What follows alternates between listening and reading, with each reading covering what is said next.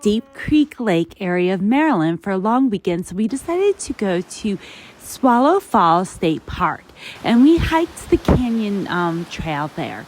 The canyon trail is about 1.5 miles round trip. It's a really easy trail, and the great thing is that you get to see 4 waterfalls along the trail. We went in the fall, so we had even more fantastic views with all the beautiful leaves. You get to see the Upper Swallow Falls, Lower Swallow Falls, Tall River Falls, and the best of all, the Muddy Creek Falls.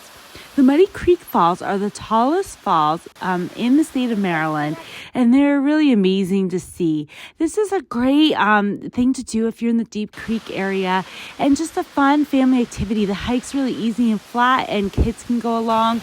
And we had a really great day hiking the canyon trail at Swallow Falls State Park.